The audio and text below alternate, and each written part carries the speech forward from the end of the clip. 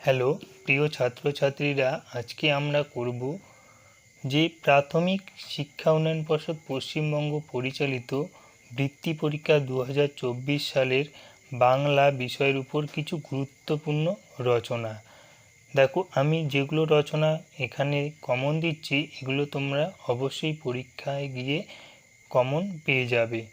দেখো, আমি এখানে 4টি রচনা কমন দিয়ে দিচ্ছি। এই 4টি পড়লে যে কোনো একটি তোমরা কমন পেয়ে যাবে। দেখো, 1 দাগে আছে প্রিয় উৎসব, 2 দাগে আছে একজন মনীষীর জীবনী, 3 দাগে আছে তোমার প্রিয় ঋতু, আর 4 দাগে আছে একটি গৃহপালিত পশু। দেখো, 2 দাগে বলেছে একজন মনীষীর জীবনী, তোমরা যে কোনো মনীষীর জীবনী নিয়ে লিখতে পারো। দেখো, প্রথমে আছে প্রিয় উৎসব। তো আমি আজকে দুর্গাপূজা সম্বন্ধে কিছু বলে দিচ্ছি, তোমরা এগুলো পড়বে ভালো করে। দেখো, দুর্গাপূজা বাঙালির সবচেয়ে বড় উৎসব।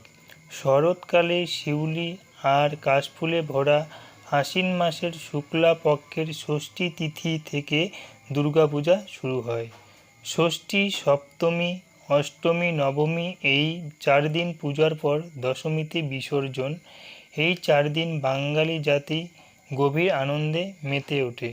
প্রবাসী বাঙালিরা ঘরে আসে, নতুন জামা কাপড় কেনা হয়, স্কুল কলেজ আদালত ছুটি থাকে। বাংলার ঘরে ঘরে শুধু আনন্দ। পুরাণ অনুযায়ী দুর্গাদেবী মহিষাসুর বধ করেছিলেন, সেই রূপটি দুর্গার মূর্তির মধ্যে ফুটে ওঠে। বাঙালির কাছে দুর্গা ঘরের মেয়ে। বাংলা হলো দুর্গার বাপের বাড়ি। ছেলে মেয়েদের নিয়ে দুর্গা বাপের বাড়িতে এসে 3 দিন থাকেন। এই দশমীর বিসর্জনের দিন বাঙালির মন খারাপ হয়ে যায়, কারণ আবার 1 বছর পরে হবে পূজা।